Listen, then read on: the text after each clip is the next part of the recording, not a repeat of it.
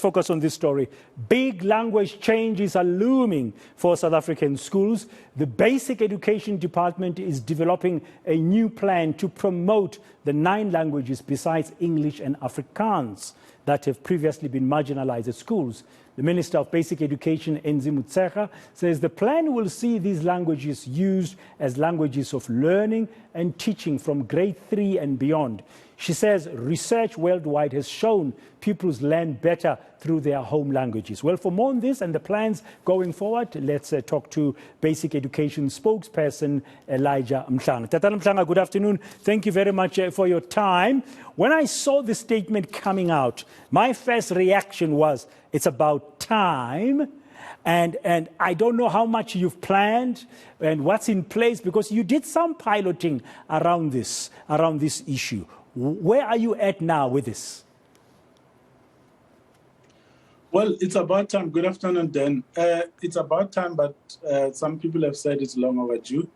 And we agree, because this matter has been discussed for many years now.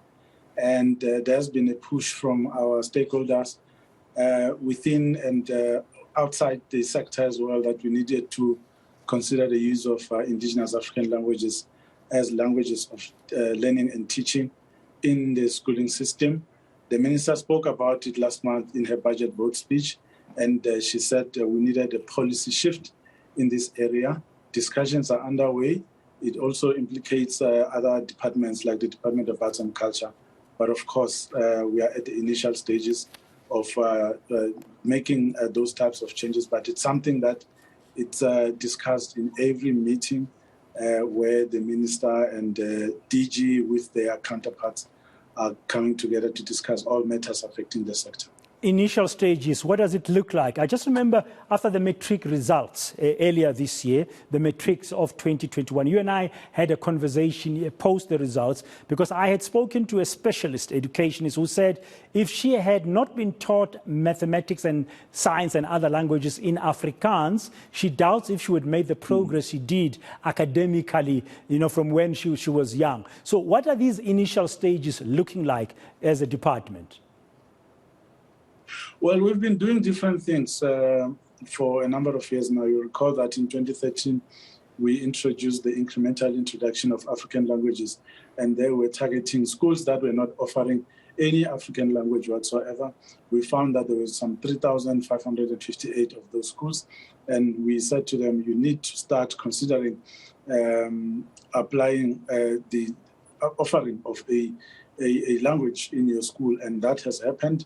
It's been slow in some cases, but in most cases, the schools cooperated and brought that offering into schools. So that was meant to drive demand for teachers who would be going to university to train and come back to the schooling system to teach these languages, because it's important that we have sufficient teachers who are able to teach these languages in our schools. So that was the first thing that we did. But above that, we also conducted a pilot in the Eastern Cape, the mother tongue teaching, which has been very helpful.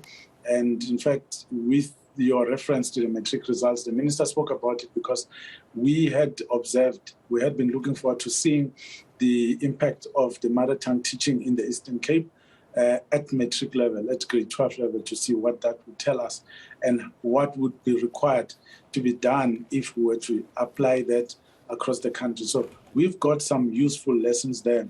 Northwest has also followed suit. They are seeing the benefits of offering gateway subjects using mother tongue. And indeed, that person that you spoke to is correct.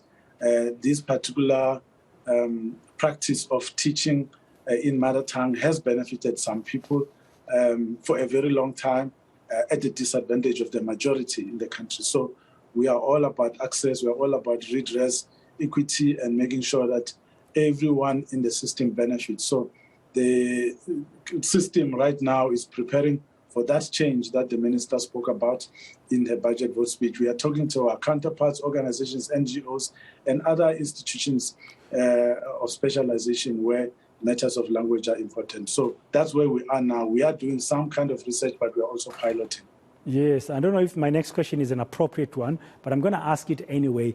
Are you finding there's appetite among the teaching profession to do this, to align with your vision? You know, I'll tell you that SATU has been one of the organizations that have been pushing the minister to go this route. And they being the largest union in the sector with over 250,000 members or more of our 410,000. You can see that already our teachers are looking forward to it because it brings opportunities. It's not just about teaching. Inside and outside the sector, there are many opportunities that they could benefit from if you were to be a specialist in an indigenous African language. It's not just about teaching, it's also about writing the material that will be used. It's also about developing other products in these languages that is required for teaching, but also for recreational purposes. So there are benefits beyond just curriculum purposes. So the appetite absolutely is there. Yeah, it's going to help develop the African languages as well. I can understand. I mean, I was talking to my colleague, Verushka, a short while ago about the lack of books for children published in African languages. I mean, a lot of South African writers publishing, and it's mostly in English, but we need that. And this kind of thing in education will certainly do so. So currently, you said in the pilots that you've been doing in the Northwest and the Eastern Cape, you are seeing the results that are happening. Is there enough material, academic material, for example, for teaching purposes that's already available, whether it's science, mathematics, geography, biology, business, and so on? Well, we don't need to develop anything new. The same material that is there could be translated into these languages. And the very specialists that we need in the system that need to be there in large numbers could be those very people who make sure that during translation nothing is lost, that the essence of what is being told or been taught remains in the material even after it has been translated into any of the indigenous African languages. So the people are there, the material is there. All that we need to do now is to change that into the language that the people would have chosen based on where they are. So we are confident that we are good to go. Of course, it's the teachers that we need to have, and we need to make sure that we have enough of them so that we avoid any challenges that we could really prevent if we were to work in advance. That's why we are not rushing, because in a system as big as ours, you need to do things in phases, learn lessons, and prepare for a full-scale implementation. And timelines, what will be the next steps now? You're talking to us about it now. The minister has spoken about it during her budget vote, and we've got some pilots, you've got some lessons already. Timelines going forward, what will be the next steps? Well, now that she's put it in her budget vote speech, it means the priority for the current financial year until the next one. So we are moving quite fast on this one. In fact, there's a lot that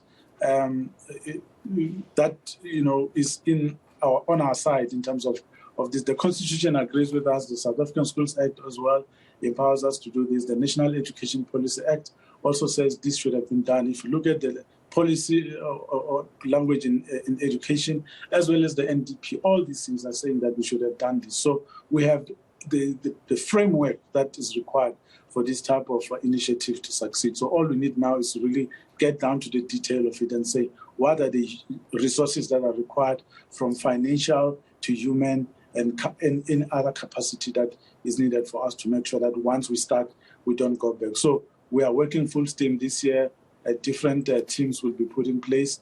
Of course, using the pilot from the Eastern Cape that is teaching us some lessons to avoid any other pitfalls that we might come across. But it's definitely something that is on top of the agenda in the sector.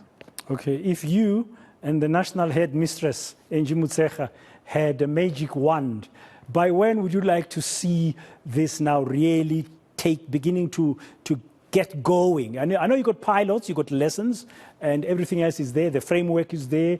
The budget vote now is there. It's a priority into the next financial year. But by when would you like to see this thing becoming a reality?